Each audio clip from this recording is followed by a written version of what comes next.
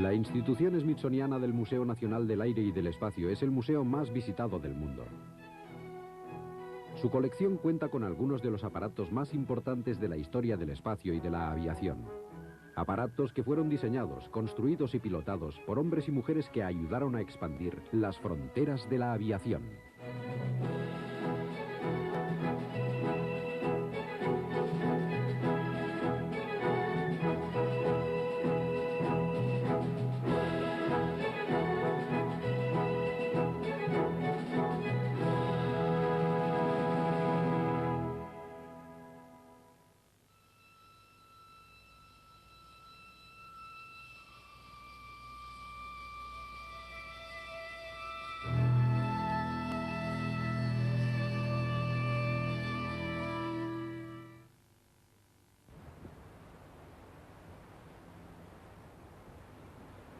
El programa de pruebas siguió adelante desde la base sur del lago Muroc.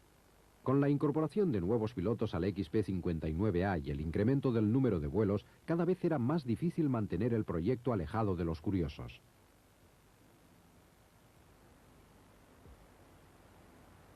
Uno de los aspirantes a piloto de la base sur estaba despegando cuando vio al P-59 que despegaba en el norte y se fijó en la oscura humareda que desprendía. Naturalmente se trataba del humo de los motores. Una vez en el aire decidió echar un vistazo, a pesar de que sus instrucciones eran mantenerse alejado de nuestra base. De modo que se dirigió hacia él hasta tenerlo muy cerca. Entonces vio que no tenía hélice. Estaba muy excitado y cuando aterrizó se lo contó a todos sus compañeros, convencido de que había resuelto el misterio. Aquel avión no tenía hélice, pero se rieron de él. Era imposible que un avión volara sin hélice. Aquellos nuevos motores a reacción eran muy temperamentales. Era una tecnología totalmente nueva y los primeros motores con frecuencia sufrían averías en el sistema de combustión. Una vez en el aire era imposible volver a poner en marcha los motores. Por lo tanto, si se estropeaban, era necesario encontrar un lugar donde aterrizar enseguida. El lecho del lago ofrecía esta oportunidad desde todas las direcciones, siempre que se volara cerca de él. Era evidente que el radio de acción era muy corto. Y es aquí donde entra la extensa superficie del lago, porque no habían pensado en continuar las pruebas hasta agotar el combustible, parar y efectuar un aterrizaje de emergencia. En otras palabras, aterrizar en el fondo del lago, y lo hicieron varias veces.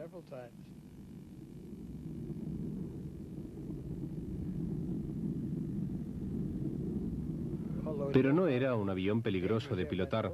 Sus características de maniobra eran perfectamente satisfactorias, aunque no era muy estable. No estaba a la altura de la maniobrabilidad de aviones como el P-38, el P-51 o el P-47.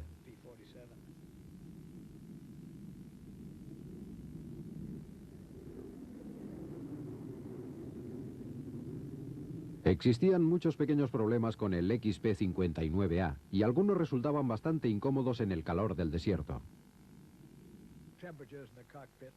La temperatura de la cabina era muy alta, ya que Bell había diseñado una doble cúpula de cristal que, para evitar que se entelara y se congelara, recibía un flujo de aire caliente bombeado desde el compartimiento del motor.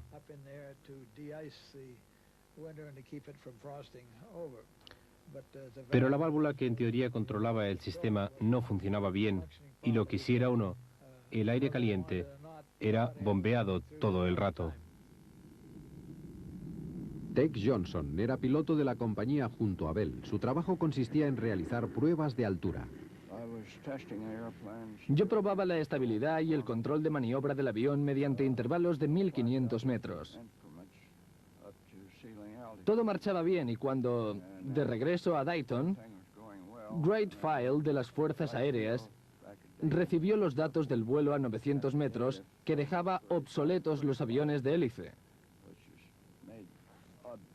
Y me dijo, quiero que esta vez llegues al cielo.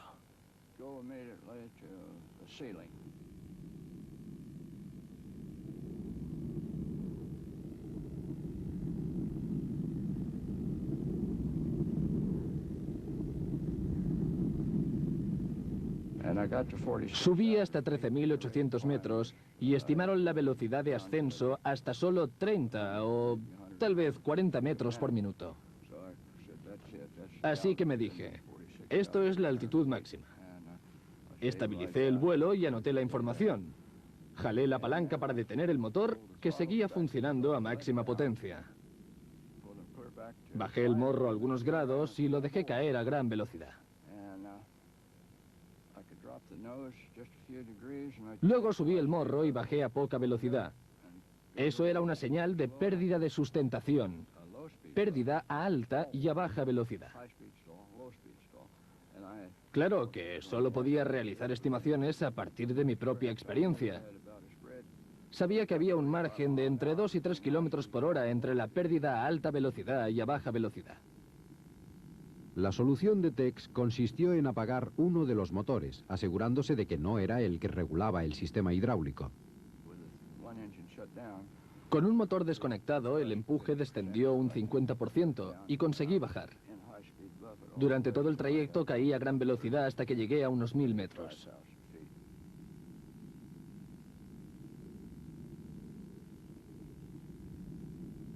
Muy pocas personas conocían la existencia del avión, pero la mayoría de las que lo sabían deseaban probarlo.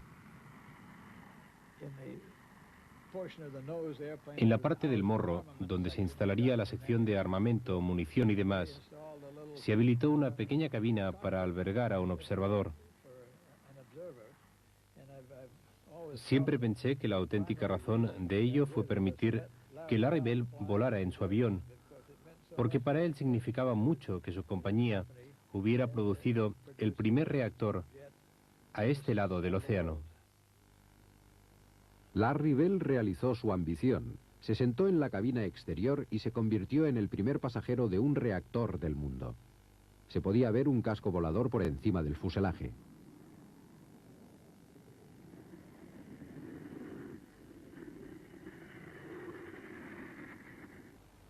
Sin embargo, Larry Bell solo fue uno más de los muchos VIPs que se impresionaron tras un vuelo en un asiento tan poco corriente. Tex Johnson recibió el encargo de llevar a un alto dignatario en un vuelo desde Washington. Eligió una ruta a lo largo de la autopista hacia Boron. Le llevé hacia la autopista a toda velocidad, a unos 3 metros delante de mí, ¿sabe? Y él miró hacia arriba, hacia los postes de teléfonos. Y cuando regresamos, salió del avión y dijo: «Maldito hijo de perra, seguiste la carretera y la línea de teléfonos parecía una valla». Las actuaciones durante las pruebas de vuelo no fueron el salto adelante que todos esperaban. Creo que no nos decepcionamos hasta encontrarnos totalmente inmersos en el programa, al darnos cuenta de que no acababa de perfilarse. En aquellos primeros momentos no éramos conscientes del tremendo avance que iba a suponer. Sin embargo, en el otro lado del Atlántico y en el otro bando de la guerra, el potencial del motor a reacción ya había sido reconocido. El primer reactor alemán, el Heinkel HE-178, había realizado su primer vuelo en 1939. Pero la auténtica amenaza alemana la construyó la empresa Messerschmitt y entró en servicio a mitad del año 1944. A finales de ese año, los servicios de inteligencia aliados descubrieron signos extraños en las fotos de reconocimiento. Pidieron su colaboración a Frank Whittle, el pionero de los jets de Gran Bretaña. Vi las fotografías y pude colaborar en su interpretación. Allí estaba suficientemente clara la marca de un reactor bimotor. Aquellas marcas fueron realizadas por el Messerschmitt ME-262, el más famoso de los reactores alemanes durante la guerra. Ya en 1938 la Messerschmitt había sido llamada para diseñar un caza propulsado por 2 motores turborreactores. En aquella época los reactores alemanes se encontraban al inicio de su desarrollo y cuando el ME-262 estuvo listo para volar a principios de 1941, los motores todavía no estaban listos. Realizó sus primeros vuelos con motores de pistones y no fue hasta julio de 1942 cuando realizó los primeros vuelos a reacción. Los pilotos que volaron con el 262 por primera vez experimentaron una gran diferencia en la maniobra respecto a los cazas con motor de pistones. Tenía una excelente maniobrabilidad y gran velocidad, pero el ME-262 no entró en servicio hasta julio de 1944, casi 2 años después de sus primeras pruebas de vuelo. Durante este tiempo la guerra había empeorado para los alemanes y el poder aéreo de los aliados era tan grande que los escasos 262 de combate apenas podían hacer nada. La Luftwaffe alemana apenas había desarrollado tácticas que aprovecharan la capacidad del 262 y en realidad no existía ningún plan para explotarlos de forma efectiva.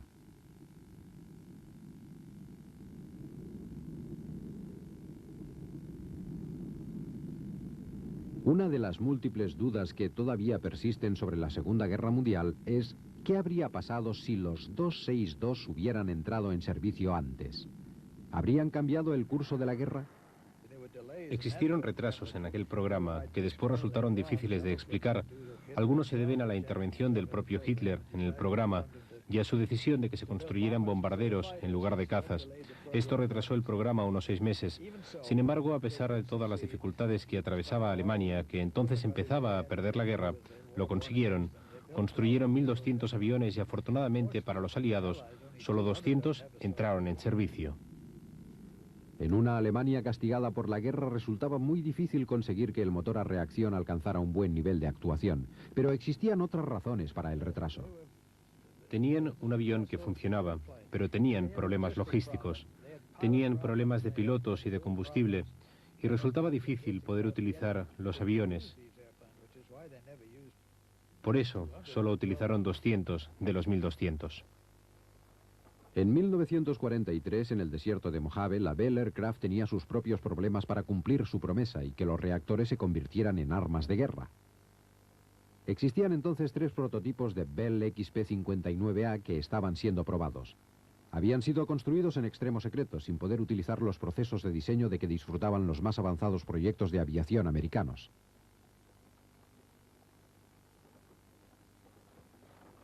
Incluso entonces, después de meses de pruebas en el desierto, Bell y la General Electric trabajaban poco en común, cada una intentando ajustar los motores y la estructura de forma independiente.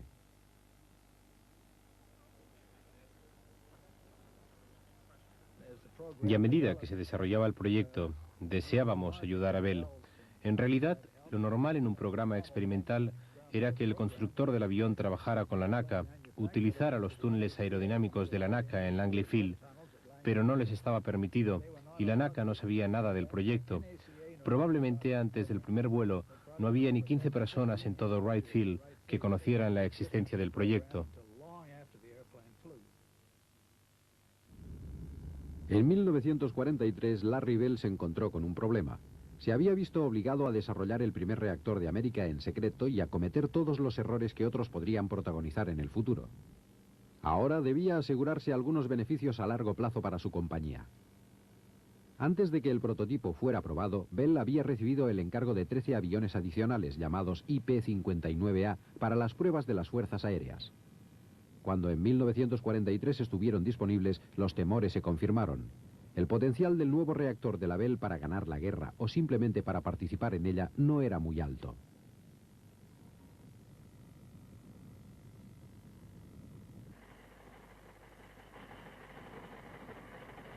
En enero de 1944 se rompió el silencio y se anunció públicamente que Estados Unidos disponía de un avión a reacción. Durante meses la Bell Company había tratado de convencer a los militares para iniciar una producción de P-59 a gran escala. A mediados de 1943, Larry Bell propuso a las fuerzas aéreas del ejército la venta de 300 aviones. Trató por todos los medios de vender su avión al ejército y a la marina, asegurando su importancia para el desenlace de la guerra.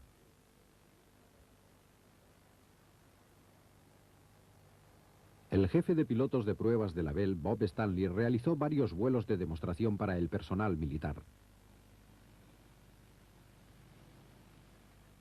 Muy pocas personas habían visto volar a un reactor, y para la mayoría de los presentes aquella era la primera vez que veían volar a un avión sin hélice y que escuchaban el ronquido de un motor a reacción.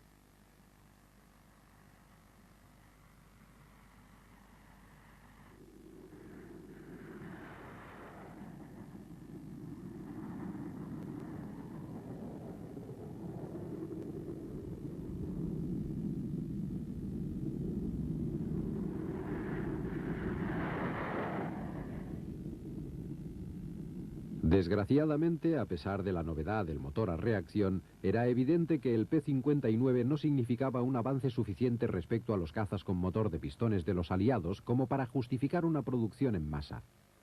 Sin embargo, el ejército encargó 100 aviones, aunque solo la mitad llegaron a construirse.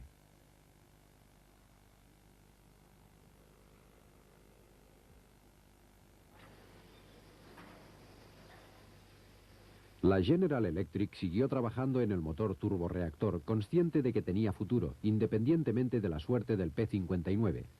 Pero para Bell cada vez parecía más claro que el primer reactor de Estados Unidos no sería un éxito inmediato.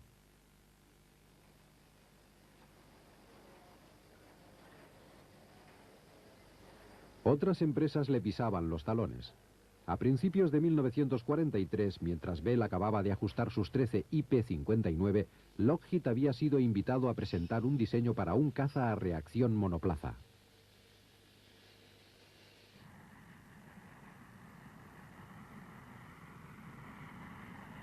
A medida que la producción de P-59 empezó a salir de la fábrica de Bell en Buffalo, más y más miembros del ejército se ponían en contacto con ellos a diario.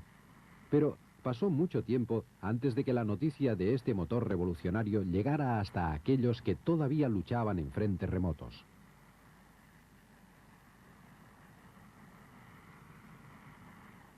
Yo no sabía nada de ello, ni tampoco los pilotos. En realidad, recuerdo que había una revista llamada Impact. Era una revista del servicio de inteligencia que circulaba entre las fuerzas aéreas. Recuerdo que a finales del año 1944 me llegó una revista y había una foto de un P-80. Y pensé que se trataba de una broma. En Inglaterra, el desarrollo del motor a reacción había evolucionado con total independencia. La Gloster Company había producido algunos modelos alimentados por 2 reactores, los Gloster Meteor. Sus exhibiciones eran impresionantes. El Gloster Meteor entró en servicio al final de la guerra. Era suficientemente rápido para perseguir y alcanzar a los V-1 alemanes. Los pilotos británicos desarrollaron una técnica especial para conseguirlo. Dispararles era peligroso para los pilotos que tenían que volar a través de la explosión, pero si conseguían colocar la punta del ala de su Meteor debajo del V-1, le hacían perder el equilibrio de forma que estallase lejos de su ruta.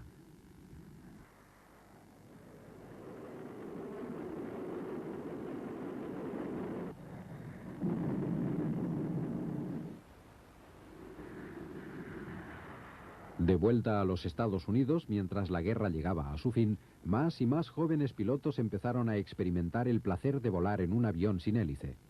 20 P-59A y 30 P-59B entraron en servicio.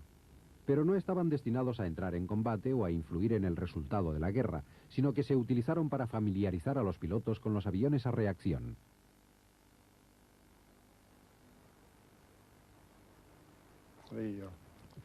El P-59 era una especie de primer jet que resultó de mucha ayuda para los que tuvieron que hacer el paso de los aviones convencionales a los de reacción. Eso es más o menos lo que fue. Nunca se pensó que sería un avión de combate. Era un avión muy fácil de manejar, muy agradable, pero no tenía una ejecución brillante. Tenía poca autonomía.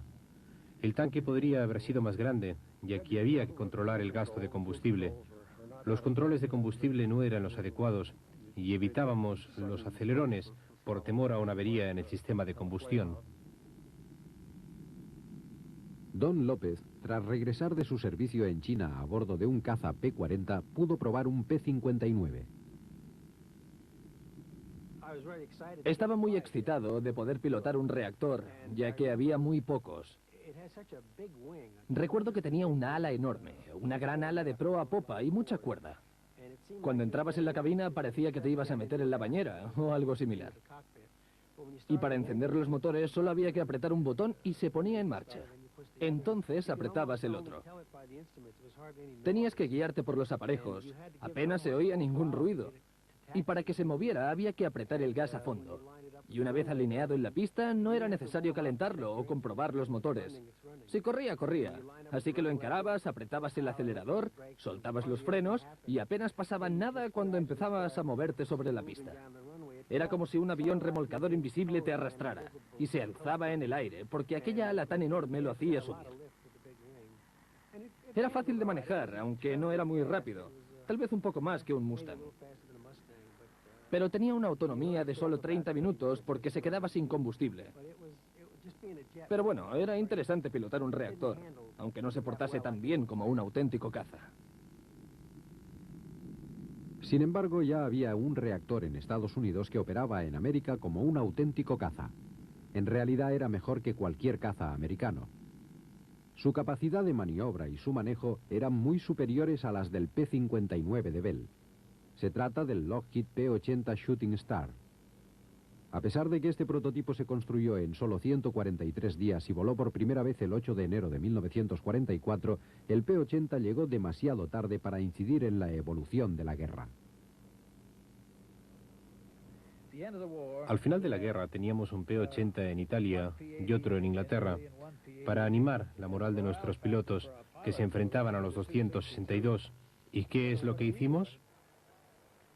En 1946 se celebraron las primeras carreras aéreas nacionales desde el comienzo de la guerra. Gran número de personas pudieron presenciar los grandes avances de la aviación durante los años de guerra. El P-80 fue una de las estrellas de la exhibición. Era muy emocionante, tanto mirarlo como pilotarlo. Mi primer vuelo en un P-80. Cuando despegamos me caí literalmente, como si el avión me arrastrara y yo intentase atraparlo. Tenía mucho empuje. Me encantaba, era tan fácil de manejar, tan maniobrable. Muy pequeño, con una cabina comprimida. Te sentías realmente a bordo de un caza. Era fantástico. Subíamos a 172 kilómetros por hora, lo que supone 80 kilómetros por hora más que con un P-40. Era un gran avión, me gustaba mucho. Cuando lo pilotabas por primera vez, sentías que le pertenecías. Inmediatamente después de la guerra, los aviones alemanes capturados fueron llevados a Francia como parte de la Operación Fuerza. Entre ellos había numerosos ME-262, aunque no todos se recuperaron con éxito.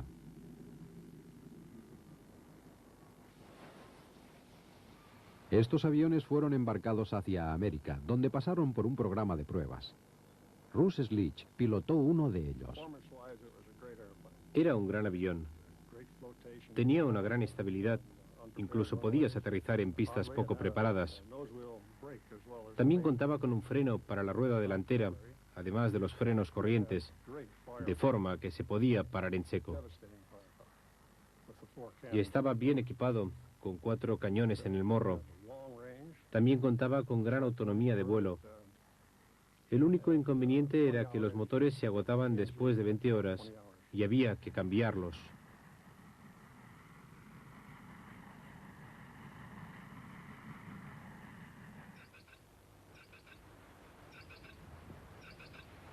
En solo 4 años, desde que el XP-59A había sido probado en secreto en el desierto de Mojave, este no había conseguido superar a los otros reactores anteriores. Entonces, ¿por qué fue tan importante para la historia de la aviación? Si el avión se hubiera desarrollado de forma normal, con los túneles aerodinámicos de la NACA y con las instalaciones de la NACA y de las fuerzas aéreas, muchos de estos fallos se habrían descubierto y corregido. Por esto no fue un gran avión militar, pero era el principio. Fue el primer reactor de este país. Y Bell realizó un trabajo realmente admirable en unas circunstancias francamente difíciles, debido a la seguridad y todas sus limitaciones.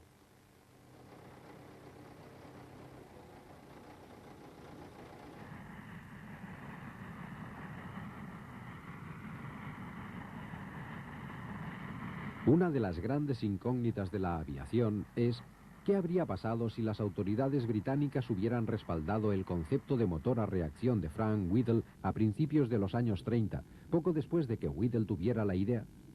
El propio Sir Frank Whittle no tiene ninguna duda sobre la respuesta. Si el proyecto se hubiera apoyado enseguida, podría haber entrado en servicio 5 años antes. Y von Ohain, el ingeniero alemán de motores a reacción, lo ha reconocido públicamente 3 veces, diciendo que si el gobierno británico me hubiera respaldado, la Segunda Guerra Mundial se podría haber evitado. Sean o no ciertas estas especulaciones, la verdad es que Frank Whittle y su motor a reacción han tenido una profunda influencia en la historia de la aviación.